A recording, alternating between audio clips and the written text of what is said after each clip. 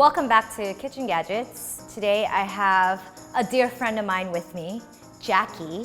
Jackie is a culinary producer and stylist, and you're here to help me test pasta attachments for the KitchenAid. Yes, KitchenAid has a lot of different attachments for pasta making. When you're doing a cut pasta, you want to do your basic pasta dough. So I do a half AP flour, half cake flour dough. For the extruder, you want a thicker dough so it can go through the extruder and hold up its shape.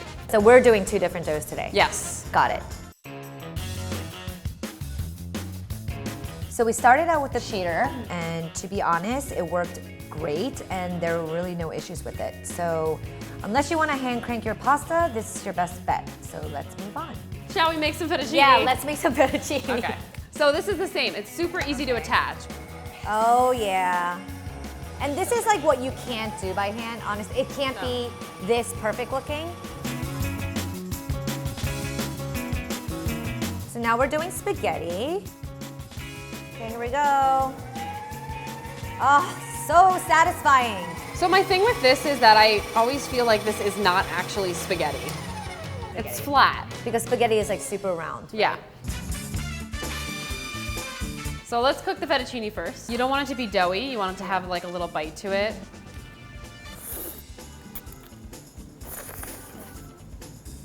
Very nice bite to it. Yeah.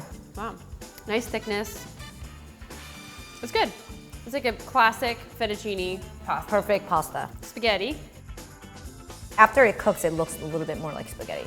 Mm-hmm. Good. It's holding the sauce well. I still want to eat more. I could say that this is like restaurant quality. I would agree. The noodle's really nice, evenly coated. We're gonna do the extruder. What is an extruder? It literally pushes out a specific type of shape that you want. And it comes with this handy dandy cutter. So when you're at the length you want, you go, and then you keep going. So there's 6 different shapes that you can make. Right now we're at Rigatoni. So there is a Spiral thing in here. that's gonna spin the dough and turn the dough around. Drop this in. And then you're gonna press it down. It's like kind of kneading the dough as well. Now you can cut them when you want. Okay, should we cut it now? Yeah. Nice. Look how pretty they are.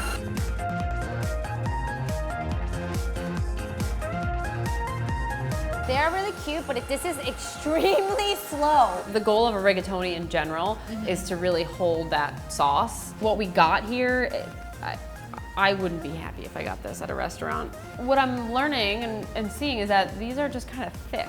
Do you think that might be because of the dough, or do you think that it's just this? I think it's just this. If it's gonna make it thin, it's gonna make it thin. Do Yeah. You know what I mean? It's gonna push it through. So we'll do spaghetti next. And now we wait. See the uneven ends, like where this one is like a lot longer than this? So it means that it's coming out all different times. Yeah, all different speed. I mean, it is kind of fun. Oh This is very gorgeous. Like, you know that this is real spaghetti. It's no. very It's round, very thin. Can we do bucatini? Because this is my favorite. Let's do bucatini. You can never make bucatini by hand. Yes. You just can't. Also, is there a hand cranker for bucatini? Is there, or like any of these shapes? Nope. No. So unless you can afford like that huge machine. The extruder is Yeah. like the only way to make this type of pasta. Because it's bucatini, we want to wait for it to be. You want it to get long. Yeah, as long as possible. kind of. Oh, it's getting, there's like it's speeding up. I feel like the longer it's running though, the more beautiful the shape is. I agree. It's Right? getting better and better.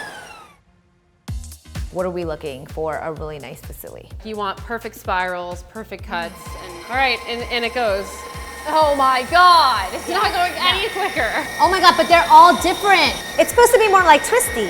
It's not twisting though. You know what? Why am I shaping pasta by hand? We'll start with the rigatoni. Yeah. Initial feelings is that it looks thick to me. It looks like it's gonna be a dumpling. And some of them, I'm not sure if the hole goes all the way through. When you cut them with a cutter, Yeah, it's almost like you're closing it. yeah, it seals it a little bit. You're supposed to use a different dough in the extruder. So That's this why. dough Okay, is yeah, a yeah, more yeah. flour dough. Uh-huh. So it should be lighter and like this, and it should be more dense, which it appears to be. But I think we're gonna prefer the other dough. It's really thick. Oh, it's kind of gross. I'm not a fan. Let's drop in the bucatini. We have breakage. This is crazy. Also, where's the hole? What's there? It's just really doughy. Yeah. Ready for our spaghetti? Yeah, let's do it. And it's like breaking apart. Yeah. I think that's the most frustrating part because these were actually really long strands and now look at them. You remember how beautiful they were? Yeah. One more.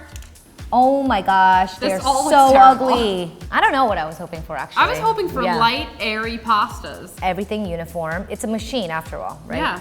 But I think we could do better handwork.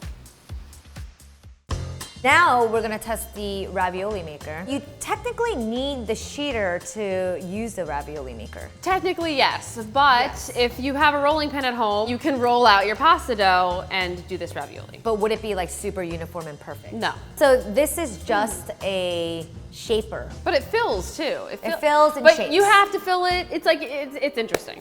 This is only here to hold this high so that you can catch the ravioli. There's no other use for this. You don't turn it on. So this $300 and something KitchenAid is useless for the Ravioli Maker. Because it's a hand crank. There's a cool little handy dandy spoon. Fold your pasta dough in half, and I have to feed it into here. Mind you, I could have made about at least 25 ravioli at this point by hand. And now, this goes in. So there's 3 little holes here, and that's where you use the little spoon.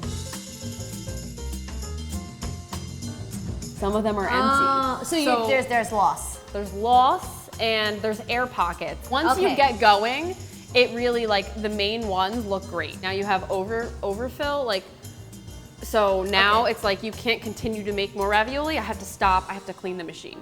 And your dough kind of has to be like perfectly like square. Yeah. Because look at what just happened. My dough was like a little bit Not perfect. not perfect. So not only is it like double expensive because you have to have the sheeter, it is completely useless in Attaching to the main base. exactly. And then the third thing is that you get a ton of lost product. How's it look? Not good. Oh. And it's been drying for a while. We failed at trying to rip them apart because the dough was still soft. At this point, it's better to just cut it. We want really filled, nice, Soft pillows of pasta. yeah. I can already tell like this one has like Air pockets. I think that the ridges would be helpful to hold the sauce, but we really couldn't do that on a lot of them.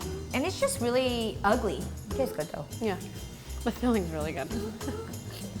But mine could have used a little bit more filling. They're inconsistent, which is a problem. So final thoughts on this, our least favorites. It comes down to the Ravioli Maker or the Extruder. I feel like the pro is there's really no other machine out there for the home cook to do extruded pasta.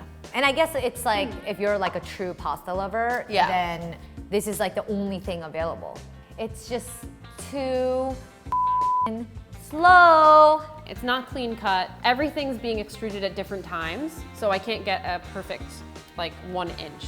I say the only thing worth buying out of these KitchenAid attachments are the sheeter with the 2 other attachments, which is the fettuccine and the spaghetti. And it comes in a bundle, so Yeah. it's definitely worth it. I think Ravioli Maker and the Extruder are just a no-go, not worth it. Sorry. Jackie, thank you for testing pasta with me. Yes. I hope you have fun. I had a great time. This was fun. We should do this again. But we should hand make all the pasta. Next time. If you like this episode and want to see a little bit more kitchen disasters, click here. Let's see if the Copper Chef is even worth close to its $60 price point. So why is it $60? Well, it comes with the actual pan.